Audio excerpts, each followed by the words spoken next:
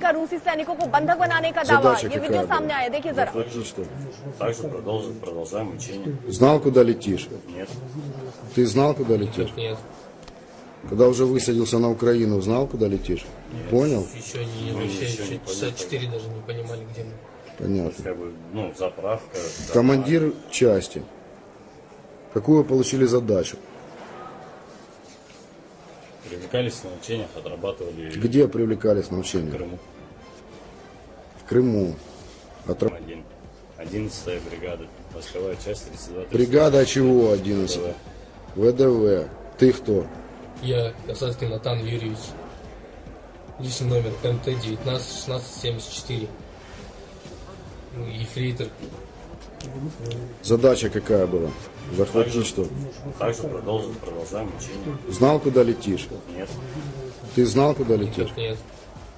Когда уже высадился на Украину, знал, куда летишь? तो ये वीडियो देखिए सामने आया है जिसमें यूक्रेन की तरफ से कहा जा रहा है कि कुछ बंधक बनाए हैं उन्होंने रूस के सैनिक, उनसे वो ये वीडियो सामने करके वो बता रहे हैं। यानी देखिए दोनों ही, चाहे रूस हो चाहे यूक्रेन हो, रूस की तरफ से ये दावा किया जा रहा है कि वो धीरे धीरे सरेंडर करने के लिए कह रहे हैं जो वहां पर सैनिक हैं, जो नहीं कर रहे हैं उन पर ही वो कुछ आक्रामक रवैया अपना रहे हैं, नहीं तो वो बहुत आराम से, बहुत ही इजीली एक तरीके से कहें तो अंदर घुसने की कोशिश कर रहे हैं। वहीं यूक्रेन अपनी लड़ाई कह रहा है हम अकेले लड़ रहे हैं, अकेले खड़े हैं, जो मजबूत देश है वो इस वक्त हमारी लड़ाई को देख रहे हैं, लेकिन किसी का सहयोग यहाँ पर नहीं आया। वो सीधे कटाक्ष भी कर रहे हैं कि प्रतिबंध जो लगा दिए गए हैं अमेरिका की तरफ से या और देशों की तरफ से, क्या उससे रूस रुक जाएगा?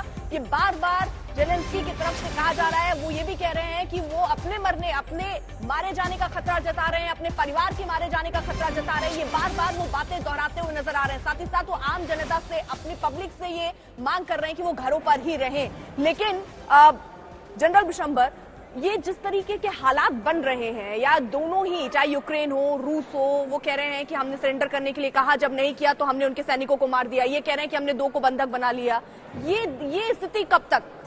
देखिए, ये तो वॉरफेयर का पार्ट है। शुरू में डैमेजेस होंगे।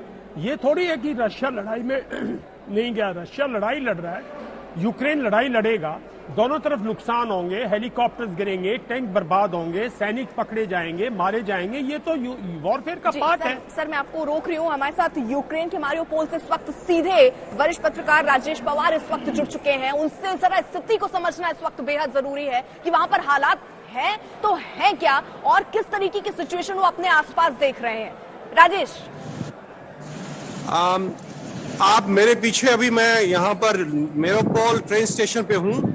अगर मेरे पीछे आप देख पा रहे हैं तो कुछ यहाँ यूक्रेनियन सैनिक खड़े हैं जो अभी फ्रंट लाइन से आ रहे हैं, शायद ये रिलीव हो रहे हैं और इनकी बदली हो रही है। अभी जहां तक यूक्रेन में सवाल, सिचुएशन का सवाल है, ये कंफर्म्ड रिपोर्ट है कि आज सुबह 4:20 पे लोकल टाइम कीव में, लगभग 20-25 किलोमीटर नॉर्थ में कीव के, वहां काफी हरकत हुई है, काफी फाइटिंग हुई है, जहां पर स्पेशल फोर्सेस जो है रशिया की, उन्होंने एक ब्रिज डिस्ट्रॉय कर दिया है और हल्की फुल्की फाइटिंग हुई है। ब्रिज डिस्ट्रॉय करने के बाद वो वहां से चले गए हैं।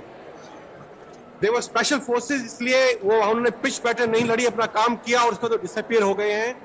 जो टैंक कल रात को देखे गए थे चेर्नोबिल एरिया में, उनकी मूवमेंट को ये भी कंफर्म नहीं है। साउथ में एक जगह है खरसोन, जो मेरे रिपोर्ट्स के हिसाब से अभी रूस के कंट्रोल में आ गई है, जो कि पानी सप्लाई करती है क्रीमिया पेनिनसुला को। इसके अलावा जो खबर आ रही हैं उनको देख के ये प्रतीत होता है कि रूस सिर्फ अभी तक प्रिसिशन एयर स्ट्राइक्स कर रहा है और स्पेशल फोर्सेस यूज कर रहा है। टारगेट जो उन्होंने आइडेंटिफाई किए हुए हैं, जो वाइटल टारगेट्स हैं, चाहे वो ब्रिज हैं, एयरपोर्ट्स हैं या उस तरह की कोई इंपॉर्टेंट इंस्टॉलेशंस हैं, उनको कब्जा करने के लिए या नेस्तनाबूद करने के लिए रूस स्पेशल फोर्सेस का इस्तेमाल कर रहा है और एयर से सिर्फ वो प्रिसिशन गाइडेड एम्यूनिशन यूज कर रहा है। Over to you. Rajesh Pawar, जो आप ये बता रहे हैं, एक ब्रिज का जिक्र बार बार किया जा रहा है, वो ब्रिज उड़ा दिया गया, यूक्रेन की तरफ से कहा गया वो ब्रिज उड़ा दिया गया, जिसकी वजह से कुछ डिले हो जाए। उसके उड़ाने के बाद स्ट्रेटेजिकली आप क्या देख रहे हैं, वहां क्या असर पड़ा, किस तरीके की अभी स्थितियां हैं, कितना वक्त क्या लग रहा है कीव में एंट्री को लेकर रूस के सैनिकों की? देखिए, मैंने कीव में कम से कम 15-20 लोगों से अलग अलग इलाकों में बात की है। कीव के इलाकों में अभी वहां सब शांत है, कोई फायरिंग नहीं हो रही है, कोई बमबारी नहीं हो रही है, किसी प्रकार का कोई मिलिट्री ऑपरेशन नहीं हो रहा है, कोई टैंक्स नहीं घूम रहे हैं कीव के अंदर इस वक्त। ये जो हरकतें हुई हैं टैंकों की या मिलिट्री की, कीव से लगभग 25 किलोमीटर नॉर्थ में है, वहां सिचुएशन अभी ऐसा लग रहा है जैसे इट्स लल बिफोर द बैटल। लड़ाई से पहले की शांति है ये। लोग घबराए हुए हैं और वो छोड़कर जा रहे हैं कीव को बड़ी संख्या में। सड़कों पे जाम लगा हुआ है उन रोड्स के ऊपर जो कीव से बाहर की तरफ जा रही हैं।